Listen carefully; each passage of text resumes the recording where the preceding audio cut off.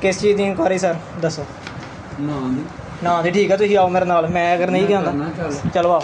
ਚਲੋ ਕੀ ਮੈਂ ਵਿਹਲਾ ਵਾਂ, ਮੈਂ ਨਵੇਂ ਹੋਈ ਟਰਾਈ ਕਰਨਾ ਚੱਲ। ਕੀ ਵਿਹਲਾ ਕੀ ਹੈ? ਇੱਕ ਤਾਂ ਤੂੰ 11 ਵਜੇ ਜਾਂ ਕਿੰਨੇ ਵਜੇ ਦਾ ਟਾਈਮ ਹੈ ਇੱਥੇ ਆਫਿਸ ਦਾ? ਕਿੰਨੇ ਵਜੇ ਆਉਂਦੇ?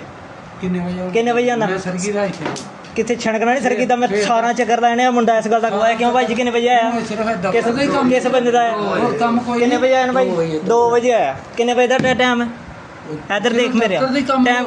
ਹੋਰ ਕਿਹੜਾ ਕੰਮ? ਘਰ ਦੇ ਰਿਜ਼ਾਈਨ ਦੇਣ ਇੱਥੇ ਕਹਿੰਦੇ ਮੇਰੇ ਕੋਲ ਕੰਮ ਹੁੰਦਾ। ਜਾ ਕੰਮ ਕਰ ਜਾ। ਕਿੱਥੇ ਕੰਮ ਕਰਾਂ? ਜਾ ਯਾਰ ਜਾ ਕੰਮ ਕਰ। ਕਿੱਥੇ ਕੰਮ ਕਰ? ਹੱਥ ਨਾ ਚੁੱਕੀ, ਗਲਤ ਗੱਲ ਹੈ। ਤੈਨੂੰ ਕੋ ਭੁਲੇਖਿਆ? ਹੱਥ ਨਾ ਚੁੱਕੀ। ਜਾ ਕੰਮ ਕਰ ਜਾ। ਕਿੱਥੇ?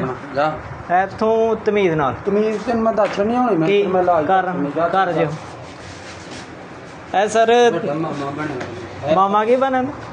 ਨਾ ਲਿਖ ਤੇ ਸਿੱਧਾ। ਤੂੰ ਵੱਖਰੀਆਂ